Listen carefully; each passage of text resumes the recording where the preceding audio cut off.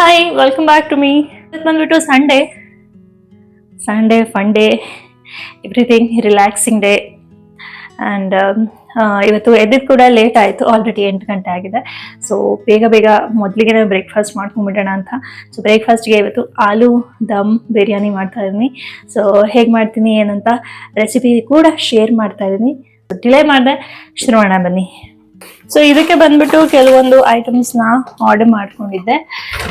ಈ ಆಲೂ ದಮ್ ಬಿರಿಯಾನಿಗೆ ನಾನು ಈ ಥರ ಬೇಬಿ ಪೊಟ್ಯಾಟೋನ ತಗೊಂಡಿದ್ದೀನಿ. ಚಿಕ್ಕದು ಪೊಟ್ಯಾಟೊ ಬರುತ್ತಲ್ಲ ಅದು. ಸೊ ಇವನ್ ಇದಿಲ್ಲ ಅಂದ್ರೂ ದೊಡ್ಡ ಆಲೂಗಡ್ಡೆಲೆ ಮಾಡ್ಕೋಬಹುದು. ಸೊ ಇದಿದ್ರೆ ತುಂಬಾ ಚೆನ್ನಾಗಿರುತ್ತೆ ಅಂತ ಹೇಳಿ ಅಷ್ಟೇನೆ. ಅಂಡ್ ಕೆಲವೊಂದಿಷ್ಟು ಐಟಮ್ಸ್ ಕೂಡ ಬೇಕಿತ್ತು. ಈರುಳ್ಳಿ ಕೂಡ ಆರ್ಡರ್ ಮಾಡ್ಕೊಂಡಿದ್ದೆ. ಅಂಡ್ ಇದು ಬಂದ್ಬಿಟ್ಟು ಹಾಲು ಮೊಸರು. ಅಯ್ಯಯ್ಯೋ, ಆಕ್ಚುಲಿ ಸ್ಪೂನ್ಸ್ ಖಾಲಿ ಆಗಿತ್ತು ಅಂತ ಒಂದಿಷ್ಟು ಸೆಟ್ ಆಫ್ ಸ್ಪೂನ್ಸ್ನ ಆರ್ಡರ್ ಮಾಡ್ಕೊಂಡೆ. ಇದು ತುಂಬಾ ಚಿಕ್ಕ ಸ್ಪೂನ್ ಬಂದ್ಬಿಟ್ಟಿದೆ. ಅಯ್ಯೋ, ಡಿನ್ನರ್ ಸ್ಪೂನ್ಸ್ ಅಂತ ಅನ್ಕೊಂಡೆ, ಬಟ್ ಇದು ಡಿನ್ನರ್ ಸ್ಪೂನ್ ಅಲ್ಲ, ಟೀ ಸ್ಪೂನು. ಯಾವ್ದಾದ್ರು ಬಾಟಲ್ ಒಳಗೆ ಹಾಕಿ ಇಟ್ಕೋಬೇಕಷ್ಟೇನೆ, ಆ ಥರ ಸ್ಪೂನು. ಫೈನ್, ಮೇ ಬಿ ಆ ಥರನೇ ಇಟ್ಕೊಳ್ಳೋಣ.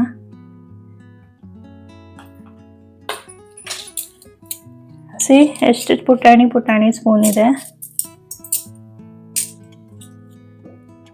ನೋಡೋಣ ಈ ಡಬ್ಬಗಳಿಗೆಲ್ಲ ಆಗುತ್ತಾ ಅಂತ. ಅಯ್ಯಯ್ಯೋ, ಇದಕ್ಕೂ ಆಗಲ್ಲ. ಓಕೆ, ಎಕ್ಸಾಕ್ಟ್ ಆಗಿ ಆಗುತ್ತೆ. ಪರ್ಫೆಕ್ಟ್ ಆಗಿ ಆಗುತ್ತೆ.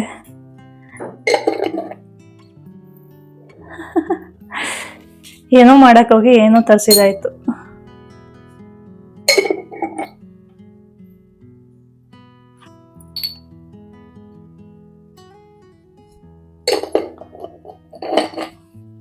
ಇನ್ನು ಇಲ್ಲಿ ಬ್ರೇಕ್ಫಾಸ್ಟ್ಗೆ ನಾನು ಹೇಳ್ದಂಗೆ ಆಲೂ ದಮ್ ಬಿರಿಯಾನಿ ಮಾಡ್ತಾ ಇದ್ದೀನಿ. ಇದಕ್ಕೆ ಮೊದಲಿಗೆ ಅಕ್ಕಿನ ನೆನೆ ಹಾಕಿಡ್ತಾ ಇದ್ದೀನಿ. ಇಲ್ಲಿ 1.5 ಲೋಟದಷ್ಟು ಅಕ್ಕಿ ತಗೊಂಡಿದ್ದೀನಿ. ಇದಕ್ಕೆ ಬಾಸ್ಮತಿ ಅಕ್ಕಿ ಹಾಕಿದ್ರೆ ಇನ್ನೂ ತುಂಬಾನೇ ಚೆನ್ನಾಗಿರುತ್ತೆ. ನನ್ನ ಹತ್ರ ಇರಲಿಲ್ಲ ಬಾಸ್ಮತಿ, ಸೊ ಹಾಗಾಗಿ ನಾರ್ಮಲ್ ಬುಲೆಟ್ ರೈಸ್ನ ಹಾಕಿದ್ದೀನಿ. ಇದು ಆಲ್ಮೋಸ್ಟ್ ಒಂದು ಅರ್ಧ ಗಂಟೆ ನೆಂದ್ರೆ ಚೆನ್ನಾಗಿ ಬರುತ್ತೆ. ಹಾಗೆ ಇಲ್ಲಿ ನಾನು ಬೇಬಿ ಪೊಟ್ಯಾಟೊ ತರಿಸಿದ್ನಲ್ಲ, ಚಿಕ್ಕ ಆಲೂಗಡ್ಡೆ, ಇದನ್ನೆಲ್ಲ ತೊಳ್ಕೊತಾ ಇದ್ದೀನಿ. ಸೊ ತೊಳ್ಕೊಂಡ್ಬಿಟ್ಟು ಏನು ಮಾಡ್ತಾ ಇದ್ದೀನಿ, ಇದು ಸಿಪ್ಪೆ ಎಲ್ಲ ತೆಗಿತಾ ಇದ್ದೀನಿ. ಸೊ ಸಿಪ್ಪೆ ಇದ್ರೂ ಹಾಕೋಬಹುದು, ಬಟ್ ಚಿಕ್ಕ ಮರಳಿರುತ್ತಲ್ಲ, ಹಾಗಾಗಿ ನಾನು ಸಿಪ್ಪೆನ ತೆಗಿತಾ ಇದ್ದೀನಿ. ಸಿಪ್ಪೆ ತೆಗೆದ್ಬಿಟ್ಟು ಈ ಥರ ಹೋಲ್ಸ್ ಮಾಡ್ಕೋತಾ ಇದ್ದೀನಿ. ಮಸಾಲ ಚೆನ್ನಾಗಿ ಆಲೂಗಡ್ಡೆ ಒಳಗೆ ಇಳಿಲಿ ಅಂತ ಹೇಳಿ ಈ ಥರ ಚಿಕ್ಕ ಹೋಲ್ಸ್ ಮಾಡ್ತಾ ಇದ್ದೀನಿ ಪೋರ್ಕ್ ತಗೊಂಡು.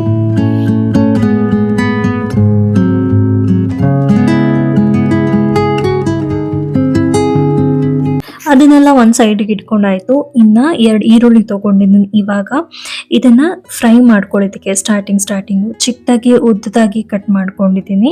ಬಿರಿಯಾನಿಸಿಗೆಲ್ಲ ಈ ಥರ ಈರುಳ್ಳಿನ ಫ್ರೈ ಮಾಡ್ಕೊಂಡ್ರೆ ಸಖತ್ ರುಚಿಯಾಗಿರುತ್ತೆ. ಆ್ಯಂಡ್ ಇದೇ ಮೇನ್ ಕ್ಯಾರೆಕ್ಟರ್ ಅಂತಲೇ ಹೇಳ್ಬೋದು ಬಿರಿಯಾನಿಯಲ್ಲಿ, ಆ್ಯಂಡ್ ಮೇನ್ ಟೇಸ್ಟ್ ಅಂತಲೇ ಹೇಳ್ಬೋದು. ಸೊ ಇದನ್ನೆಲ್ಲ ಕಟ್ ಮಾಡಿಕೊಂಡು ಒಂದು ಫ್ರೈ ಪ್ಯಾನಲ್ಲಿ ಎಣ್ಣೆನ ಹಾಕ್ಕೊಂಡಿದ್ದೀನಿ. ಎಣ್ಣೆ ಹಾಕ್ಕೊಂಡ್ಬಿಟ್ಟು ನಾನೇನು ಕಟ್ ಮಾಡ್ಕೊಂಡಿದ್ದೆ ಆ ಈರುಳ್ಳಿಯನ್ನು ಹಾಕಿ ಚೆನ್ನಾಗಿ ಫ್ರೈ ಮಾಡ್ತಾ ಇದ್ದೀನಿ. ಎಷ್ಟು ಫ್ರೈ ಆಗಬೇಕಂದ್ರೆ ಇದು ಡಾರ್ಕ್ ಗೋಲ್ಡನ್ ಬ್ರೌನ್ ಕಲರ್ ಬರುತ್ತೆ, ಅಷ್ಟು ಫ್ರೈ ಆಗ್ತಾ ಇರಬೇಕು. ಸೊ ಆವಾಗಲೇ ರುಚಿ ಚೆನ್ನಾಗಾಗೋದು. ನೋಡಿ, ಈ ಒಂದು ಕನ್ಸಿಸ್ಟೆನ್ಸಿಗೆ ಫ್ರೈ ಆಗಬೇಕಾಗತ್ತೆ. ಇನ್ನೂ ಜಾಸ್ತಿ ಆದರೆ ಕಪ್ಪಾಗಿಬಿಡುತ್ತೆ, ಅದು ಒತ್ತಿಬಿಡುತ್ತೆ. ಆ ಸ್ಟೇಜ್ ಅಲ್ಲ.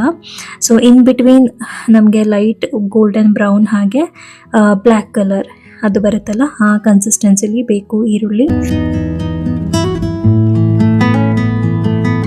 ಇದೇ ಫ್ರೈ ಪ್ಯಾನ್ಗೆ ನಾನೇನು ಆಲೂಗಡ್ಡೆ ಬಿಡಿಸಿಟ್ಕೊಂಡಿದ್ನಲ್ಲ, ಇದನ್ನೆಲ್ಲ ಸೇರಿಸ್ಕೊತಾ ಇದ್ದೀನಿ. ನೀರೊಳಗಿತ್ತಲ್ಲ, ಹಾಗಾಗಿ ಎಣ್ಣೆಗೆ ಹಾಕಿದ ತಕ್ಷಣ ಸಿಡಿಯುತ್ತೆ. ಸೊ ನೋಡ್ಕೊಂಡು ಹಾಕಬೇಕಾಗುತ್ತೆ. ಇದನ್ನೆಲ್ಲ ಫ್ರೈ ಮಾಡ್ಕೋತಾ ಇದ್ದೀನಿ. ಜಸ್ಟ್ ಲೈಟ್ ಗೋಲ್ಡನ್ ಕಲರ್ ಬರುತ್ತೆ, ಆ ಸ್ಟೇಜ್ವರೆಗೂ ಫ್ರೈ ಮಾಡ್ಕೋಬೇಕಾಗುತ್ತೆ.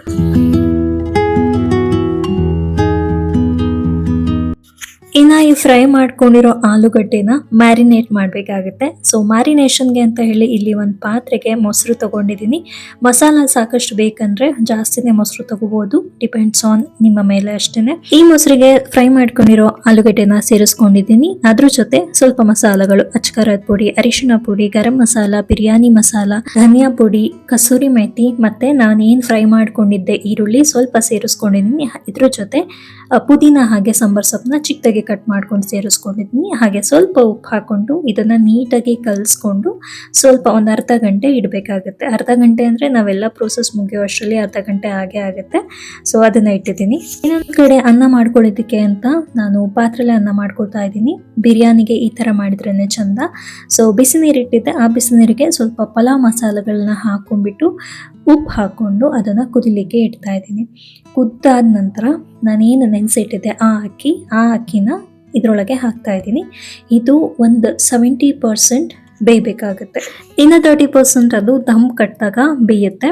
ಸೊ ಇಲ್ಲೇನೆ ಜಾಸ್ತಿ ಬೇಯಿಸ್ಕೊಂಡ್ಬಿಟ್ರೆ ದಮ್ ಕಟ್ಟಿದಾಗ ಬೇಯಿಸಿದಾಗ ತುಂಬ ಮೆತ್ತಗಾಗ್ಬಿಡುತ್ತೆ, ಉಡಿ ಆಗಲ್ಲ ಅನ್ನ. ಸೊ ಹಾಗಾಗಿ ಅಷ್ಟು ಬೇಯಬೇಕಾಗುತ್ತೆ. ನಾನು ಅದನ್ನ ಬೇಯಿಸ್ಕೊಂಡು ಎತ್ತಿಟ್ಕೊಂಡಿದ್ದೀನಿ ಅನ್ನನ. ಹಾಗೆ ಇಲ್ಲಿ ಇನ್ನೊಂದು ಕಡೆ ಗೊಜ್ಜು ಮಾಡ್ಕೊಳ್ಳೋದಕ್ಕೆ ಅಂದರೆ ಬಿರಿಯಾನಿ ಮಸಾಲ ಮಾಡ್ಕೊಳ್ಳೋದಕ್ಕೆ ಅದೇ ಫ್ರೈ ಪ್ಯಾನ್ ತೊಗೊಂಡಿದ್ದೀನಿ. ಸ್ವಲ್ಪ ಪಲಾವ್ ಮಸಾಲೆಗಳನ್ನು ಎಲ್ಲ ಸೇರಿಸ್ಕೊಂಡಿದ್ದೀನಿ. ಇದನ್ನೆಲ್ಲ ಫ್ರೈ ಮಾಡ್ಕೊಂಡ್ಮೇಲೆ ಇಲ್ಲಿ ಈರುಳ್ಳಿನ ಸೇರಿಸ್ಕೊತಾ ಇದ್ದೀನಿ. ಈ ಸಲ ಈರುಳ್ಳಿ ಜಸ್ಟ್ ಒಗ್ಗರಣೆಯಲ್ಲಿ ಎಷ್ಟು ಬೇಯಬೇಕು ಅಷ್ಟು ಬೇಂದ್ರೆ ಸಾಕು, ಜಾಸ್ತಿ ಫ್ರೈ ಆಗಬೇಕು ಅಂತ ಏನಿಲ್ಲ. ಈರುಳ್ಳಿ ಫ್ರೈ ಆದ ನಂತರ ಟೊಮೆಟೊನ ಸೇರಿಸ್ಕೊಂಡಿದ್ದೀನಿ. ಒಂದು 2 ರಿಂದ 3 ಟೊಮೆಟೊ ತಗೊಂಡಿದ್ದೆ. ಇದೇನು ಪ್ರೋಸೆಸ್ ಮಾಡ್ತಾ ಇದ್ದೀನಿ ಇದನ್ನ ಡೈರೆಕ್ಟಾಗಿ ಕುಕ್ಕರಲ್ಲಿ ಅಥವಾ ಒಂದು ದೊಡ್ಡ ಪಾತ್ರೆಲ್ಲೇ ಮಾಡ್ಕೋಬಹುದು. ಬಟ್ ಲೇಯರ್ ಬೈ ಲೇಯರ್ ಮಾಡಬೇಕು ಬಿರಿಯಾನಿನ ಅಂತ ಅಂದರೆ ಈ ಥರ ಗೊಜ್ಜನ್ನ ಸಪ್ರೇಟಾಗಿ ಮಾಡಿಟ್ಕೊಂಡು ಆಮೇಲೆ ಲೇಯರ್ ಬೈ ಲೇಯರ್ ಮಾಡಿಕೊಂಡ್ರೆ ಚೆನ್ನಾಗಿರುತ್ತೆ ಅಂತ ಹೇಳಿ ಈ ಥರ ಮಾಡ್ಕೊಂಡಿದ್ದೀನಿ. ಸೊ ಟೊಮೆಟೊ ಫ್ರೈ ಆದಮೇಲೆ ಇದ್ರ ಜೊತೆ ಸಾಂಬಾರ್ ಸೊಪ್ಪು ಹಾಗೆ ಪುದೀನ ಹಾಕ್ಕೊಂಡು ಶುಂಠಿ ಬೆಳ್ಳುಳ್ಳಿ ಪೇಸ್ಟ್ ಹಾಕ್ಕೊಂಡು ಫ್ರೈ ಮಾಡಿಕೊಂಡೆ. ಇದೆಲ್ಲ ನೀಟಾಗಿ ಫ್ರೈ ಆದಮೇಲೆ ನಾನೇನು ಮ್ಯಾರಿನೇಟ್ ಮಾಡಿಟ್ಟಿದ್ನಲ್ಲ ಆಲೂಗಡ್ಡೆಗಳು ಅದನ್ನೆಲ್ಲ ಸೇರಿಸ್ಕೊಂಡೆ ಈ ಮಸಾಲಾಗೆ. ಸೊ ಇದು ಸ್ವಲ್ಪ ಒಂದು 2 ನಿಮಿಷ ಕುದ್ರೆ ಸಾಕಾಗುತ್ತೆ. ರುಚಿಗೆ ತಕ್ಕಷ್ಟು ಉಪ್ಪು ಹಾಕಿದ್ರೆ ಬಿರಿಯಾನಿ ಮಸಾಲ ಸೂಪರಾಗಿ ರೆಡಿ ಆಗಿರುತ್ತೆ.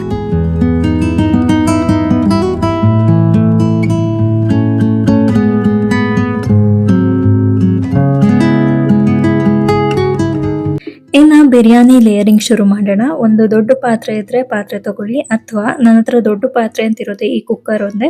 ಸೊ ಈ ಕುಕ್ಕರ್ನ ತಗೊಂಡಿದ್ದೀನಿ. ತಳದಲ್ಲಿ ಸ್ವಲ್ಪ ಆಯಿಲ್ ಹಾಕೊಂಡಿದ್ದೀನಿ, ಜಾಸ್ತಿ ಆಯಿಲ್ ಅಲ್ಲ, ಸ್ವಲ್ಪನೇ ಸ್ವಲ್ಪ ಅಂಟಬಾರ್ದು ಅಂತ ಹೇಳಿ ಅಷ್ಟೇ. ಸೊ ಫಸ್ಟ್ನೇ ಲೇಯರ್ ಬಂದು ಮಸಾಲ ಹಾಕೋತಾ ಇದ್ದೀನಿ.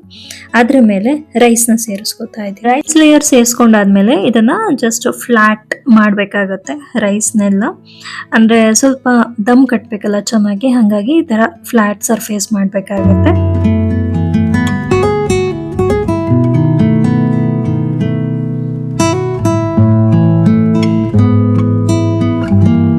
ಮತ್ತೆ 3rd ಲೇಯರ್ ಆಗಿ ಮತ್ತೆ ಉಳಿದೆಲ್ಲ ಮಸಾಲನ ಹಾಕೊಂಡೆ. ಈ ಮಸಾಲನು ಕೂಡ ಹಾಗೇನೆ ಎಲ್ಲ ಕಡೆ ಹರಡ್ಬಿಟ್ಟು ಫ್ಲಾಟ್ ಮಾಡ್ಕೋಬೇಕಾಗತ್ತೆ. ಹಾಗೆ ಇದ್ರ ಮೇಲೆ ಇನ್ನು ಉಳಿದಿರೋ ರೈಸ್ನೆಲ್ಲ ಹಾಕೊಂಡು ಎಗೇನ್ ಮತ್ತೆ ಫ್ಲಾಟ್ ಮಾಡ್ಕೋಬೇಕಾಗತ್ತೆ.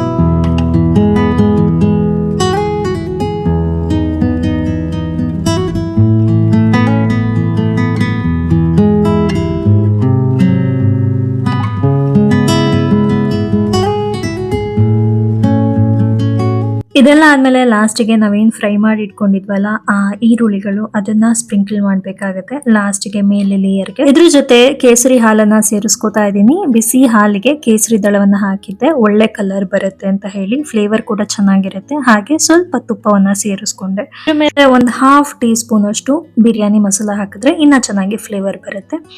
That is left to you. So ಕೆಳಗೆ ಒಂದು ಹಂಚಿಟ್ಟು ಮೇಲೆ ಟೈಟ್ ಆಗಿರೋ ಮುಚ್ಚಳ ಹಾಕ್ಬಿಟ್ಟು ಮೇಲೆ ಅದ್ರ ಮೇಲೆ ಇನ್ನೊಂದು ವೇಟ್ ಇಟ್ಟರೆ ಸಖತ್ತಾಗಿ ದಮ್ ಕಟ್ಟಿರೋ ಬಿರಿಯಾನಿ ರೆಡಿ ಆಗುತ್ತೆ. ಇದು ಒಂದು 15 to 20 ಮಿನಿಟ್ಸ್ ಬೇಕಾಗುತ್ತೆ. ಅಷ್ಟರೊಳಗೆ ನಾನು ಇಲ್ಲಿ ರಾಯ್ತ ಮಾಡ್ಕೊಳ್ಳೋಣ ಅಂತ ಹೇಳಿ ಕ್ಯಾರೆಟ್ ರಾಯ್ತನ ಮಾಡ್ಕೋತಾ ಇದ್ದೀನಿ. ಈರುಳ್ಳಿ, ಟೊಮೆಟೊ, ಕ್ಯಾರೆಟ್ ಹಾಗೆ ಉಪ್ಪು, ಮೊಸರು ಇಷ್ಟನ್ನ ಸೇರಿಸ್ಕೊಂಡು ರಾಯ್ತ ಮಾಡ್ಕೊಂಡಿದ್ದಾಯಿತು. ಬಿರಿಯಾನಿನ ಒಂದು 20 ಮಿನಿಟ್ಸು ಸಿಮ್ಮಲ್ಲೇ ಇಟ್ಟು ಆಮೇಲೆ ಆಫ್ ಮಾಡಿ ಒಂದು 5 ಮಿನಿಟ್ಸು ಬಿಟ್ಟು ತೆಗೆದ್ರೆ ಸಖತ್ತಾಗಿರೋ ಟೇಸ್ಟಿ ಬಿರಿಯಾನಿ ರೆಡಿಯಾಗಿರುತ್ತೆ. ನೋಡ್ಬೋದು ಎಷ್ಟು ಉಡಿಯಾಗಿ ಬಂದಿದೆ ಆ್ಯಂಡ್ ಕಲರ್ಫುಲ್ಲಾಗಿ ಕೂಡ ಇದೆ. ಸೊ ಟೇಸ್ಟ್ ಅಂತೂ ಸಖತ್ತಾಗಿತ್ತು. ಆ್ಯಂಡ್ ಬೇಯಿಸಿಲ್ಲ ಏನಿಲ್ಲ, ಆಲೂಗಡ್ಡೆ ಬೇಯುತ್ತಾ ಇಲ್ವೋ ಅನ್ನೋ ಡೌಟ್ ಅಂತೂ ಬೇಡವೇ ಬೇಡ. ಸಖತ್ತಾಗಿ ಸಾಫ್ಟಾಗಿ ಬೆಂದಿರುತ್ತೆ, ಯಾಕಂದರೆ ಅದು ದಮ್ ಕಟ್ಟಿರುತ್ತಲ್ಲ, ಆ ಒಂದು ಪ್ರೆಷರಲ್ಲೇ ಬೆಂದಿರುತ್ತೆ.